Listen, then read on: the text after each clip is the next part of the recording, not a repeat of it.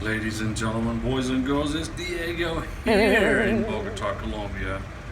And Karina is my prometida. She's from Venezuela, and she's waiting for the final part of her K1 visa to get adjudicated. She already went to her K1 visa interview at the U.S. Embassy in Bogotá, Colombia, and she passed her visa interview, but we just got to get an Interpol police certificate, which we were not aware of. Now we are aware of it. So Karina is doing well. She's at work right now, and this video is about what questions were she asked at the K1 visa interview. What did they ask her? So I'm going to go over the questions they asked Karina, my beautiful prometida, at the K1 visa interview in Bogotá, Colombia on November 16th, 2022. Come on along, and I'll explain it to you. Well, the first question I asked Karina was, where do I work? Where does your sponsor, your petitioner, Mio, Diego, where do I work? And she said, well, he's a real estate agent. He sells houses. He sells businesses. The immigration officer wrote the information down in his computer. And then they asked her, do I have a brother? They asked Karina, do I have a brother? She said, yeah, he's got a brother. And she told the immigration officer his full name, and where he lived, and what he worked, and what he does for a living. And he's like, whoa, and he wrote that in his computer. They asked Karina, where was I born and raised? As in me, Diego, the sponsor, the U.S. citizen, where was I born and raised? They asked her that question. They asked her, have I ever been to prison? Me, have I been to prison?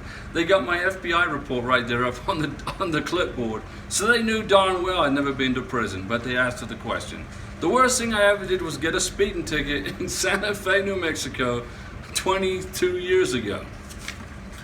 They asked Karina, have you ever been to the United States before? Have you ever applied for a visa before, like a tourist visa? Have you been to America? She said, nope, never been to the United States, never applied for a visa.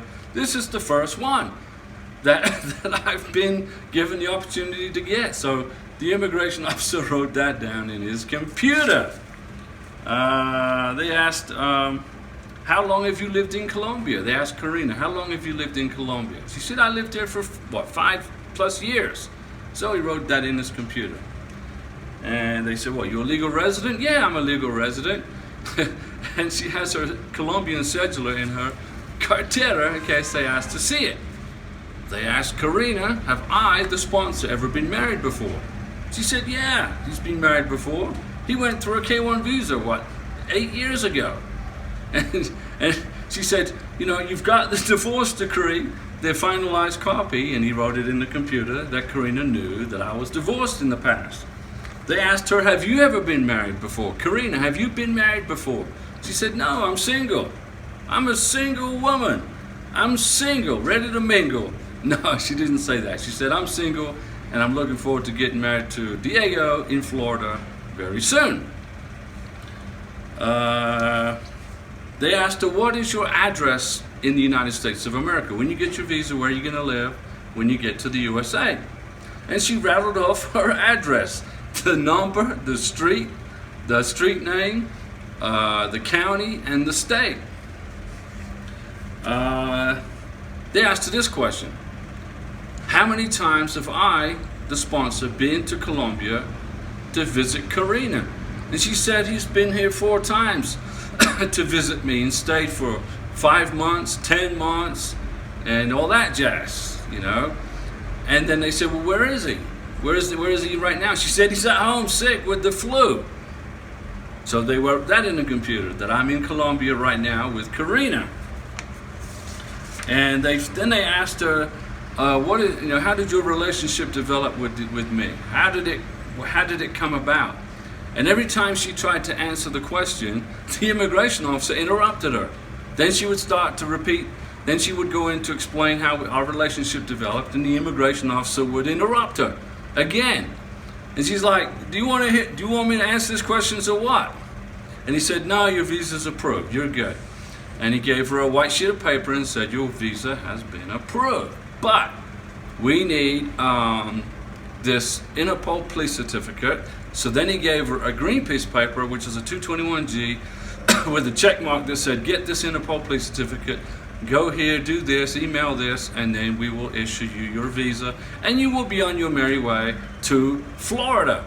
So that was it, ladies and gentlemen, boys and girls. Those were the questions that Karina from Venezuela, my beautiful prometida, got from the immigration officer at the embassy in Bogotá, Colombia on November 16th, 2023. Today's December 8th, 2023. We've been waiting about 3 weeks now for this Interpol police certificate, and we should probably get it next week.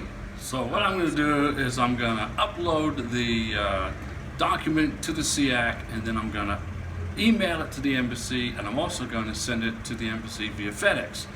So that way there's no way they can say they didn't get it.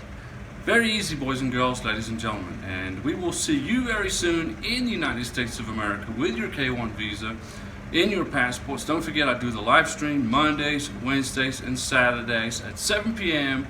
Central Time or 7 p.m. Bogotá time right now in Colombia.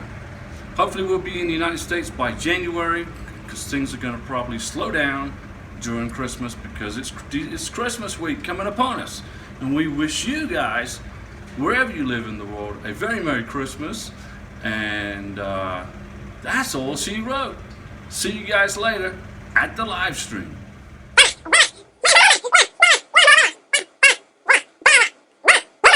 ¡Ho, ho, ho! ¿Que viene Papá Noel?